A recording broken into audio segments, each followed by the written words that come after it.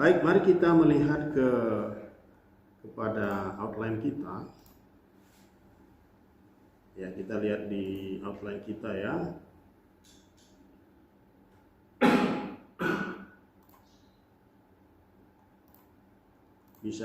Udah bisa di-download ya.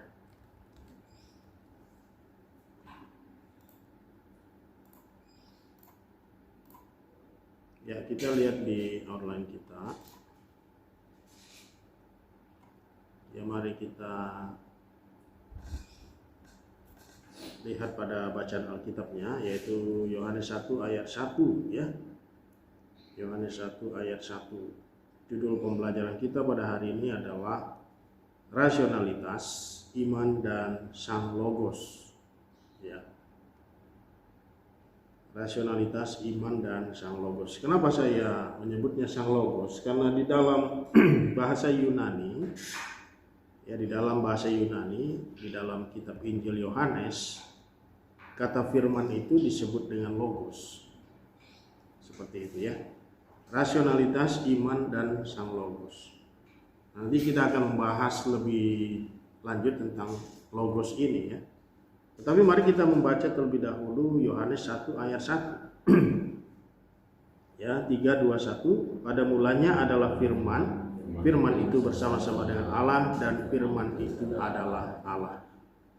Ya, saudara, kita tadi sudah menyebutkan, ya, kita tadi sudah membaca bahwa judul pelajaran kita adalah rasionalitas, iman, dan sang logos.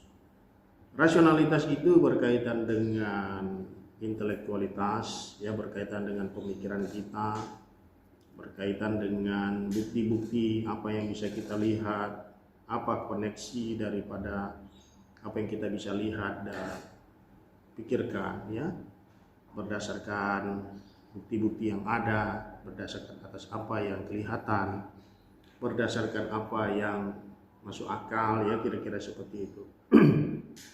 Itu adalah rasionalitas. Dan kita percaya, kita mengerti bahwa meskipun kita mempunyai rasionalitas yang baik, yang hebat, namun rasionalitas kita sesungguhnya terbatas ya.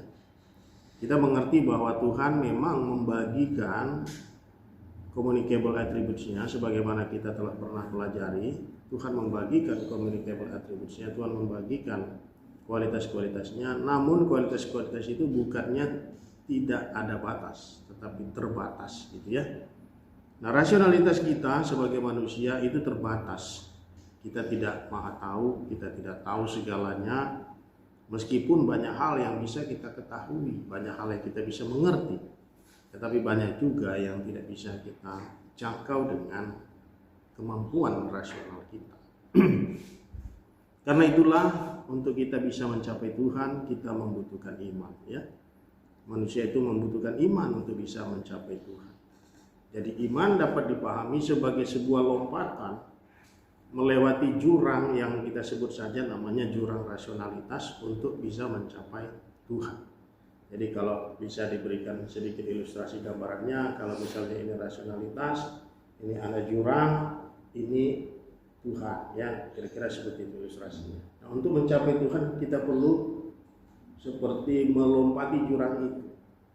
Dan untuk melompatinya kita membutuhkan iman. Tetapi iman di sini bukan hanya iman sembarang iman, tetapi iman yang berdasar atau mengacu atau bertolak pada wahyu yang diberikan Tuhan. Jadi nggak bisa sembarang iman juga kita bisa mencapai Tuhan. Harus ada wahyu daripada Tuhan, dan berdasarkan wahyu itulah baru kita bisa mengerti Tuhan, baru kita bisa mencapai Tuhan. Karena itu tanpa inisiatif Tuhan, maka kita tidak bisa mencapai Tuhan dengan rasionalitas kita dan juga dengan iman kita jika tanpa wahyu Tuhan. By the way, nama Jorgi itu ada wahyu ini. Wahyu Jorgi. Ya, jadi kita punya rasionalitas, kita bersyukur, tetapi ada jurang yang membatasi kita dengan Tuhan. Nah, jurang itu membutuhkan lompatan, ya, membutuhkan di mana kita melompat dengan iman, tetapi juga harus mengacu berdasar kepada wahyu Tuhan. Nanti saya akan jelaskan lebih jauh tentang itu, ya. Nah, karena itu kalau kita perhatikan di dalam kehidupan kita, Tuhan itu bekerjanya berbasis atas iman. Kenapa Tuhan bekerja berbasis atas iman? Karena persoalan kita sebagai manusia sejak kejatuhan itu, kita tidak percaya dan independen terhadap Tuhan. Maka Tuhan itu seperti mau merestorasi kepercayaan kita. Karena setelah kejatuhan itu manusia itu tidak percaya kepada Tuhan dan independen terhadap Tuhan. Sehingga dibutuhkan restorasi terhadap kepercayaan itu agar relasi manusia dengan Tuhan itu kembali dapat dipulihkan. Kalau kita melihat dalam kehidupan kita sekarang, betapa susah manusia itu percaya kepada Tuhan. Di Amerika ada penginjil-penginjil yang mengirimkan video di YouTube berbicara dengan orang apakah mereka percaya Tuhan. Banyak yang tidak percaya kepada Tuhan. Manusia punya banyak keraguan, banyak ketidakpercayaan kepada Tuhan. Dan seringkali itu menjadi problem. Karena ketidakpercayaan itu seperti efek domino, menjadi banyak masalah karena ketidakpercayaan kepada Tuhan, karena keraguan kepada Tuhan. Karena penolakan kepada Tuhan menimbulkan banyak masalah di dalam kehidupan. Karena itu Tuhan mau merestorasi kepercayaan kita. Supaya kita percaya kepada Dia, supaya kita punya relasi dengan Dia, supaya kita dekat dengan Dia. Makanya salah satu tujuan kita beribadah, salah satu tujuan kita berdoa, salah satu tujuan kita mengikut Tuhan adalah supaya kita punya relasi dengan Tuhan. Kalau kita beragama tetapi nggak punya relasi dengan Tuhan, itu berarti kita beragama yang salah tujuannya. Karena tujuannya pada dasarnya adalah supaya kita mempunyai relasi dengan Tuhan, supaya kita dekat sama Tuhan itu, supaya kita percaya kepada Dia, supaya kita bergantung dan mengandalkan Dia di dalam hidup kita. Nah, itulah sebabnya kenapa kerangka kerja Tuhan itu berbasis iman.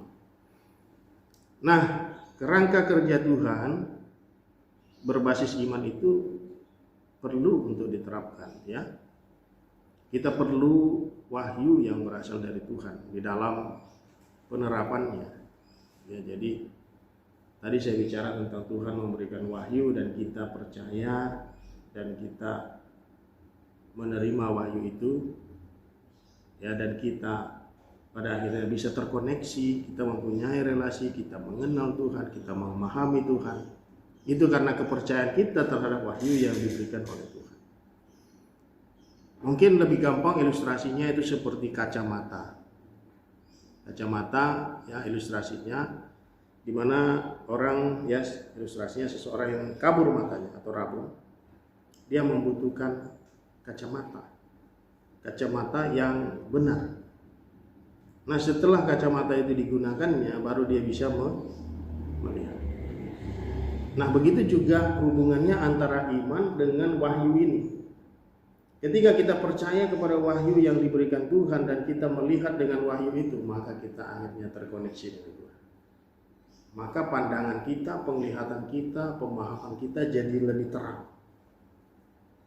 Itulah sebabnya kenapa kita membutuhkan iman. Ya, dan di sisi lain kita juga membutuhkan wahyu yang berasal daripada Tuhan.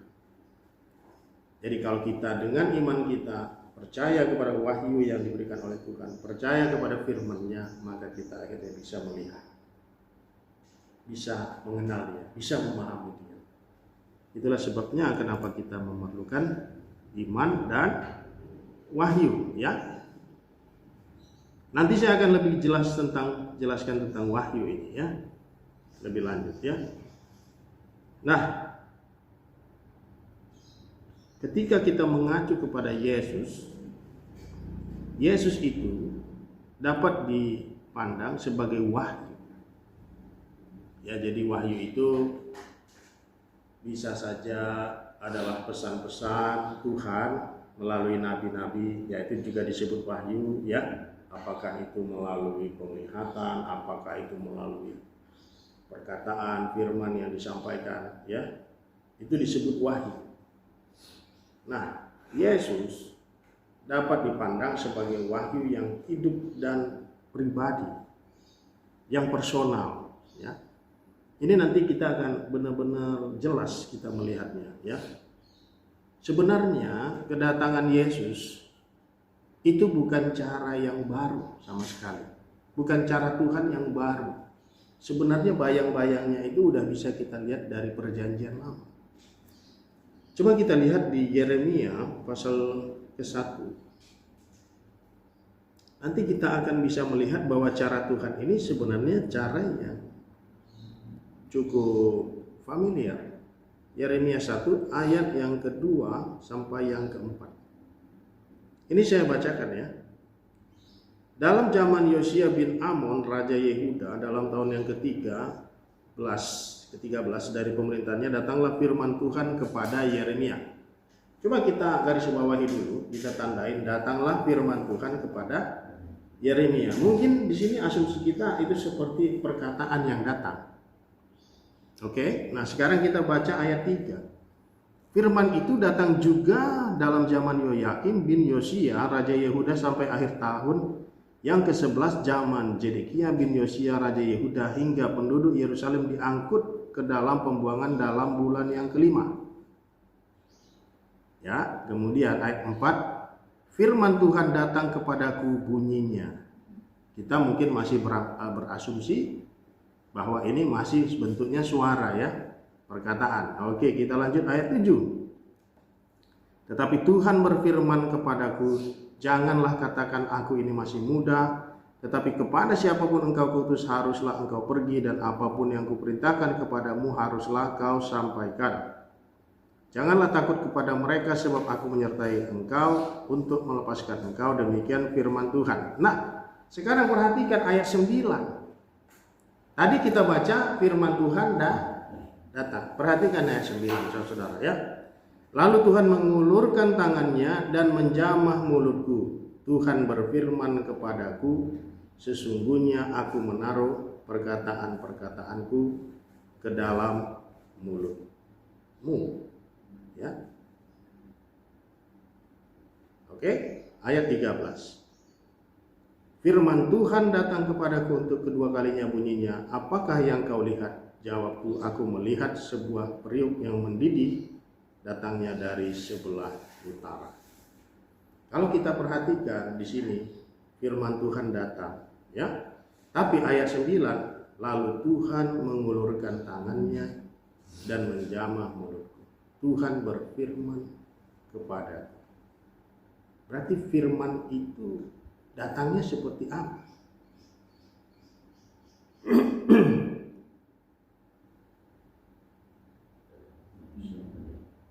Berarti datangnya tidak hanya dalam bentuk suara audible, tapi di dalam wujud. Makanya saya bilang, sebenarnya kedatangan Yesus ini bukan sesuatu yang baru. Dulu Tuhan sudah datang menyampaikan firman, tapi datang dalam wujud, atau yang disebut dengan prainkarnasi Kristus.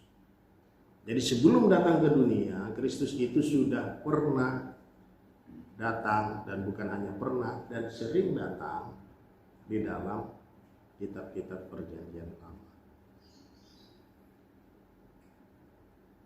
Hal yang membuat kita lebih terkejut mungkin kalau kita lihat di Yohanes pasal 1. Yohanes pasal 1 ayat yang ke-19.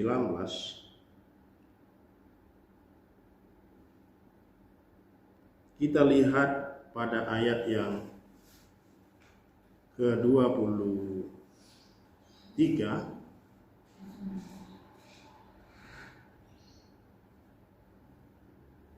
Ya, kita lihat ayat yang ke-23 sampai yang ke-27.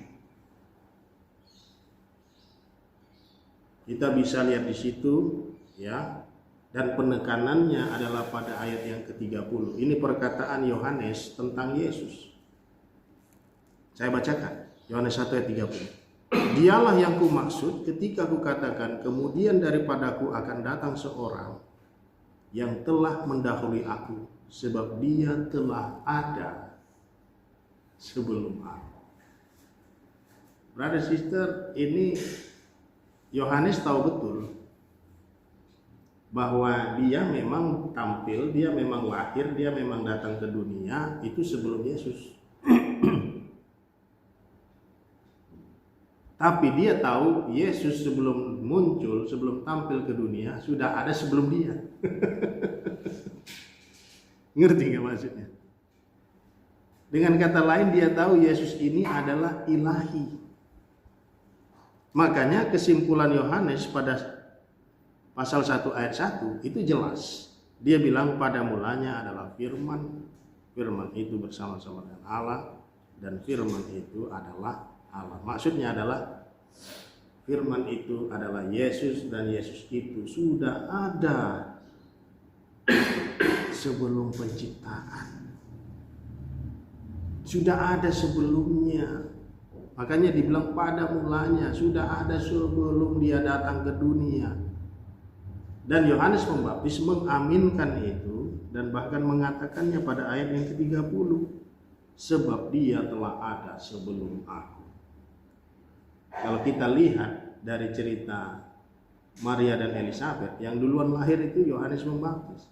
Yohanes Pembaptis tahu bahwa dia lebih dulu lahir daripada Yesus. Tapi dia tahu bahwa Yesus sudah ada sebelum dia lahir ke dunia. Ngerti nggak maksudnya ya? Ngerti maksudnya ya? Dia tahu Yesus ini bukan orang sembarangan. Dia bukan orang yang biasa-biasa. Yesus ini adalah firman Allah, sang firman. Dia ini adalah sang logos itu, ya. Kita bandingkan pada Yohanes 1 ayat 1 yang dikatakan antara Rasul Yohanes dan Yohanes Pembaptis itu berkaitan, ya. Kata logos dalam Injil Yohanes adalah mengacu kepada Yesus Kristus sebagai kata, ucapan, wahyu, firman, dan tindakan berbicara Allah yang menyatakan kehendak dan pribadinya. Bisa kita lihat ayat 1, pasal 1 ayat 1, pasal 1 ayat 14, pasal 1 ayat 18. Yesus adalah logos sang firman. Dia bukan saja menyampaikan kebenaran di mana Alkitab berpusat kepada dirinya, tetapi dia juga membenarkan kita melalui kematiannya dan kebangkitannya. Dengan kata lain, sang firman bukan saja wahyu Allah, tetapi juga tindakan realisasi Allah untuk menebus dan menyelamatkan kita. Jadi bukan hanya menyampaikan kebenaran Allah, bukan hanya menyampaikan kehendak Allah, tetapi juga merealisasikan rencana Allah untuk kita agar kita ditebus melalui kematian dan kebangkitannya. Amin.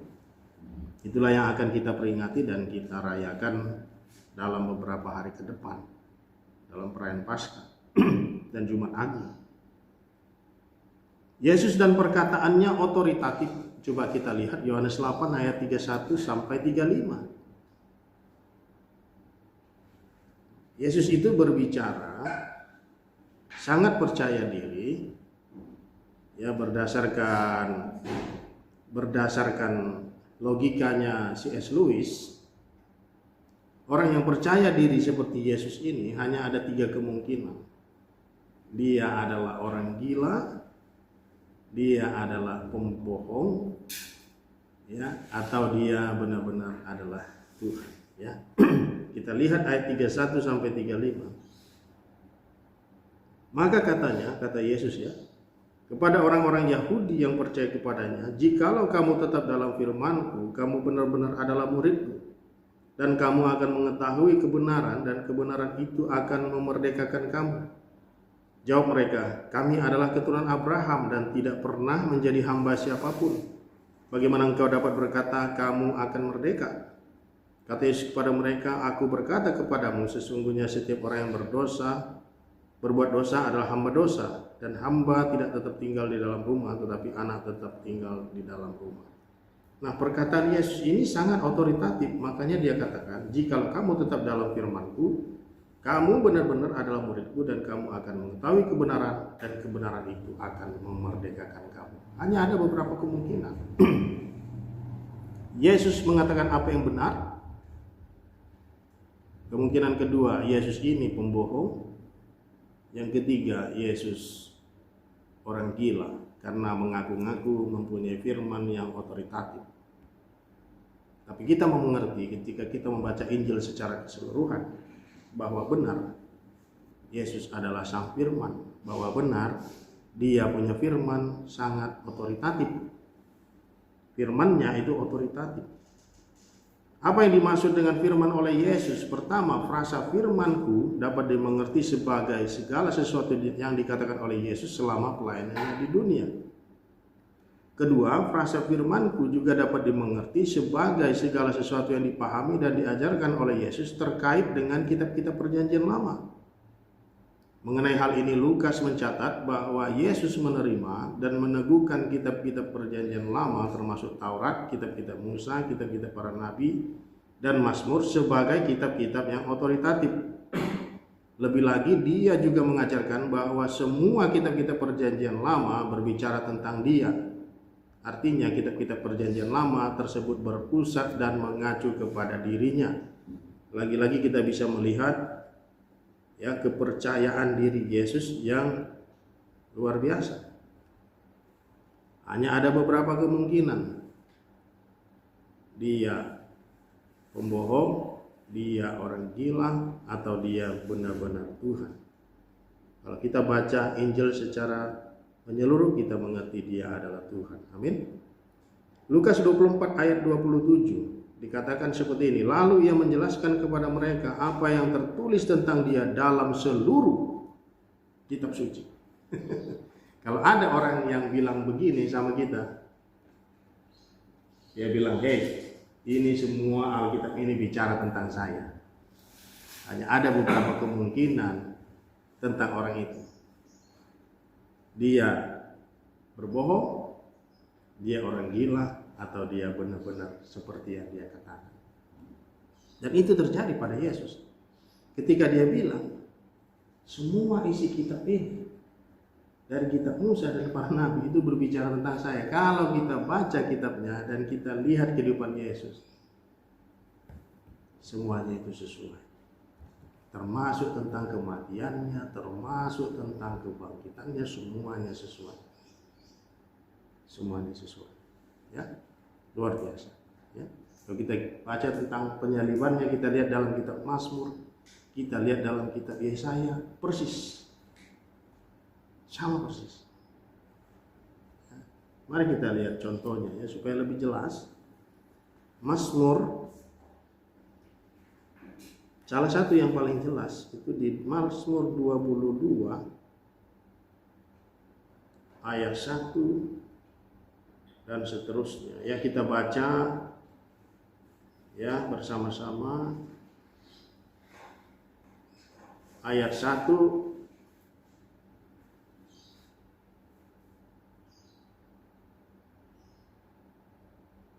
sampai 2 ya. Saya bacakan. Untuk pemimpin biduan menurut lagu Rusa di kalau fajar Mazmur Daud. Allahku, Allahku, mengapa engkau meninggalkan aku? Ini perkataan siapa? Perkataan Yesus di kayu salib, tapi sebenarnya sudah tercatat di dalam kitab Mazmur. Allahku, aku berseru-seru pada waktu siang, tetapi engkau tidak menjawab, dan pada waktu malam, tetapi tidak juga aku tenang. Kita lanjutkan lagi ayat 7. Semua orang yang melihat aku mengolok-olok aku, mereka mencibirkan bibirnya, menggelengkan kepalanya. Ayat yang ke-8, ia menyerah kepada Tuhan, biarlah dia yang meluputkannya, biarlah dia yang melepaskannya, bukankah dia berkenan kepadanya. Ayat yang ke-12, banyak lembu jantan mengerumuni aku, banteng-banteng dari Basan mengepung aku. Mereka mengangangkan mulutnya terhadap aku seperti singa yang menerkam dan mengaum. Ayat 14, seperti air aku tercurah dan segala tulangku terlepas dari sendinya, hatiku menjadi seperti lilin hancur luluh di dalam dadaku. Ayat 16, sebab anjing-anjing mengurumuni aku, gerombolan penjahat mengepung aku, mereka menusuk tangan dan kakiku. Di mana ditusuk tangan dan kakinya? Di atas kayu salib. Ya, segala tulangku dapat kuhitung, mereka menonton, mereka memandangi aku. Ayat 18. Mereka membagi-bagi pakaianku di antara mereka dan mereka membuang undi atas jubahku. Di mana ini terjadi? Di bawah kaki salib. Prajurit-prajurit itu, tentara-tentara itu membuang undi atas jubahnya. Dan ini sudah ditulis jauh sebelum Yesus. Jadi apa yang dikatakan Yesus itu bukan bohong. Dia juga bukan orang gila, tapi apa yang dia katakan itu adalah benar adanya. Itu benar. Jadi Yesus adalah tema sentral dari kitab-kitab Perjanjian Lama tersebut. Ya, poin kita selanjutnya, Yesus bukan logos sebagaimana dimengerti oleh orang Yunani. Nah, jangan terjebak. Ya, brother sister, saudara, jangan terjebak ketika membahas logos dengan orang lain. Jangan kita hubungkan dengan pendekatan filsafat Yunani karena menjadi complicated dan akhirnya kita jadi nggak ngerti. Jadi pusing sendiri kita. Ya, hindari perdebatan mengenai logos dan pendekatan kepada filsafat Yunani. Kenapa? Alasan pertama. Dalam filsafat Yunani, logos itu impersonal, ya, bukan pribadi. Jadi jangan kita melakukan pendekatan ke sana. Alasan kedua, firman dalam kepercayaan Kristen bukan hanya wahyu impersonal, tetapi mempunyai wujud dan personal. Ya, jadi makanya kita tidak perlu melakukan pendekatan dengan pendekatan filsafat Yunani. Yang ketiga, alasan ketiga, arti kata logos itu berkembang. Ya, dahulu istilah logos digunakan untuk bidang matematika yang berkaitan dengan logika dan rasionalitas. Kata logos berkembang di kalangan orang Yunani dan Yahudi. Jadi orang-orang Yahudi pada zaman dahulu di abad pertama juga menggunakan bahasa Yunani sebagai bahasa internasionalnya, lingua francanya, bahasa internasionalnya mereka menggunakan bahasa Yunani. Ya, sehingga mereka memahami bahwa firman itu adalah logos. Ya. Kata ini mempunyai 3 arti. Jadi logos itu mempunyai 3 arti dan kegunaan. Pertama, dalam arti standar, kata itu menunjukkan pada satu kata, ucapan, dan tindakan berbicara. Itu arti standar.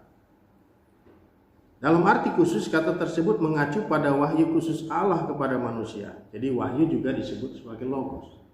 Nah, ini yang ketiga. Dalam arti uniknya, kata logos merujuk kepada Yesus Sang Mesias sebagai wahyu atau firman Allah. Itu sebabnya jangan kita lakukan pendekatan pada filsafat Yunani. Kenapa? Karena di dalam kehidupan Kristen kita sudah memahami bahwa logos itu sudah ada sejak Perjanjian Lama. Teofani Allah, Kristofani Allah, itu adalah Sang Logos sebelum berinkarnasi. Kemudian di zaman Perjanjian Baru dia berinkarnasi. Ya. Kalau dulu di dalam Perjanjian Lama dia datang bukan hanya dengan suara yang audible, tetapi dalam wujud. Kemudian di dalam Perjanjian Baru dia berinkarnasi, dan Yohanes Pembaptis mengaminkan itu. Dia mengatakan bahwa Yesus ini sudah ada sebelum dia. Amin. Nah, mengapa kita perlu percaya kepada Yesus? Ingat tadi bahwa keterbatasan manusia membutuhkan iman dan wahyu dari Allah. Karena keterbatasan rasional kita membutuhkan iman dan wahyu dari Allah.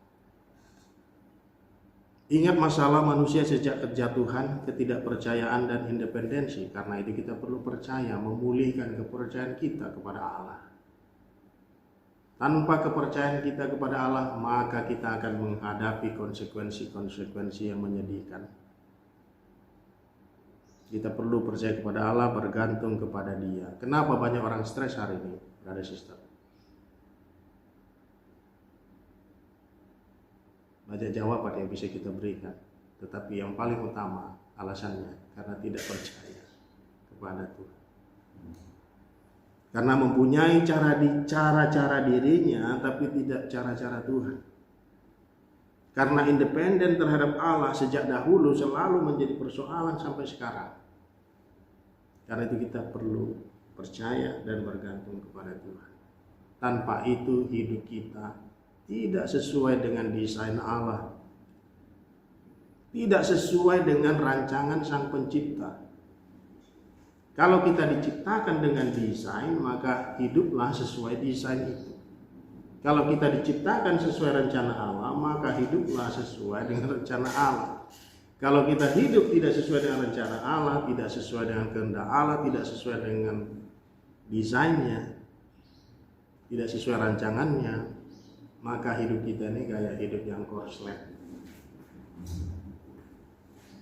Banyak masalah yang menyedihkan, membuat stres, membuat frustasi, karena kita nggak tahu harus ngapain. Kita lakukan sesuatu tapi tidak cocok, tidak tepat,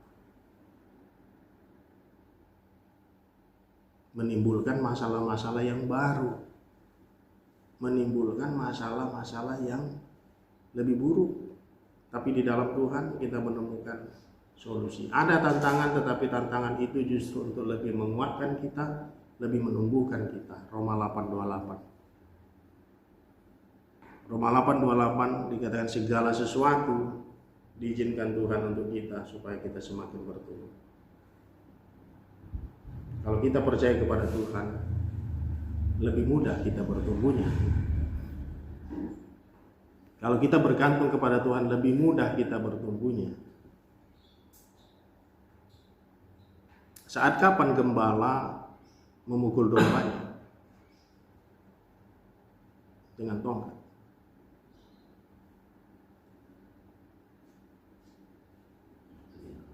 Saat dia melenceng. Betul kan? Saat melenceng dipukul kan?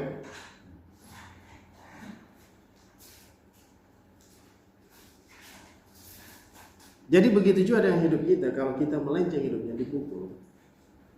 Kalau sering-sering melenceng, lebih sering dipukul. Maksud saya agar kita itu hidup sesuai dengan kehendak Tuhan. Dan kita terus berjalan sesuai dengan rencana kehendaknya, sehingga bertumbuhnya lebih mudah. Ada juga orang bertumbuhnya bisa, tapi karena mungkin karena mungkin tidak taat, tidak setia, tidak humble, jadi harus melewati banyak tantangan itu. Tapi setidaknya kalau dia bisa lewati itu dengan lebih baik, ya bisa lebih bagus ke depannya, ya kan? Tapi kalau enggak, ya mungkin melalui banyak persoalan, ya. Yang penting pada akhirnya bisa tetap terus berjalan dan bertumbuh di dalam Tuhan. Amin. Ya, ingat masalah manusia sejak kepada Tuhan tadi, kemudian relasi manusia dengan Allah rusak. Yesus datang, mati dan bangkit agar relasi itu dipulihkan, agar kita dibenarkan secara posisional dan mendapat pengudusan. Itulah sebabnya kita perlu percaya kepada Yesus.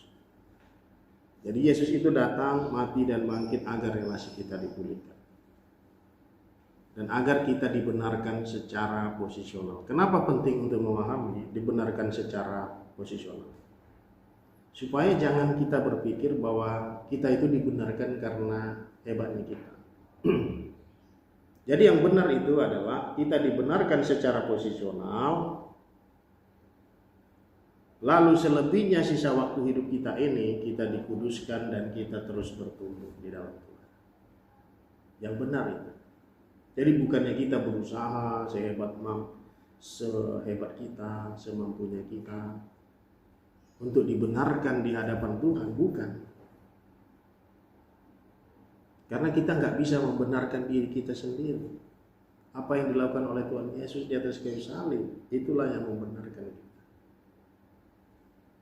Itulah yang disebut dengan kebenaran secara posisional. Kebenaran secara posisional itu seperti itu. Karena Yesus kita dibenarkan. Ya, masih ingat nggak waktu itu saya pernah bicara tentang double imputation? Kita seperti menaruh dosa-dosa kita kepada Tuhan Yesus. Tuhan Yesus menaruh kebenarannya kepada kita, sehingga kita dibenarkan dan dosa-dosa kita dihapuskan. Itulah yang disebut dengan double imputation. Di satu sisi kita seperti menaruh dosa kita kepada Tuhan, menimpakan dosa kita kepada Tuhan, dan Tuhan Yesus membenarkan kita. Sehingga waktu kita mau dihakimi, yang terlihat pada kita adalah orang benar.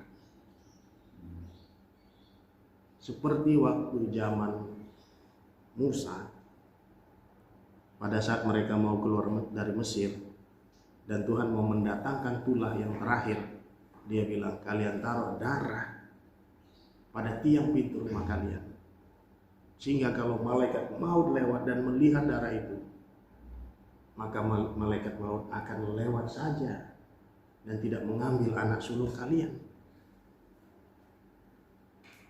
Itu maksudnya. Jadi ketika Tuhan Yesus mati di atas kayu salib, darahnya itu seperti memberikan tanda kepada kita, sehingga begitu ketika malaikat maut datang melihat kita, sudah dibenarkan. Kita tidak dihakimi lagi. Di dalam kitab Roma dikatakan tidak ada lagi penghukuman dalam hidup kita yang sudah percaya kepada Yesus. Karena darah Yesus sudah membenarkan kita. Sehingga ketika malaikat maut itu melihat, sudah ada darah Yesus, sudah ada darah Yesus. Sudah dibenarkan semua ini. Bukan karena kita, tapi karena pengorbanannya di atas kayu salib. Nah, setelah itu, sisa hidup kita, selama hidup kita di dunia, itulah kita mengalami proses pengudusan. Semakin baik, semakin baik. Itu adalah kabar baik. Kabar baik karena hidup kita semakin baik dari waktu ke waktu. Karena Tuhan akan menuntun kita. Tuhan akan membimbing kita dengan Roh Kudus-Nya. Tuhan akan mengajari kita, sehingga semakin lama kita hidup semakin bijaksana kita, semakin mengasihi kita, semakin sukacita kita, semakin damai sejahtera kita, semakin bersyukur kita. Makanya hidup jadi Kristen itu adalah hidup yang paling diberkati. Amin. Hidup yang paling diberkati. Tantangan seperti apapun menguatkan, tantangan seperti apapun menjadi pelajaran. Tantangan seperti apapun menumbuhkan. Apa masalahnya? Tidak ada. Ya. Jadi begitu luar biasa menjadi orang Kristen. Amin. Nah, kita dibenarkan secara posisional dan mendapatkan pengudusan dalam sisa waktu hidup kita. Luar biasa. Kesimpulannya, kita perlu percaya dan bersyukur atas anugerah Allah melalui Sang Firman Yesus Kristus. Itu saja, mari kita tutup di dalam doa.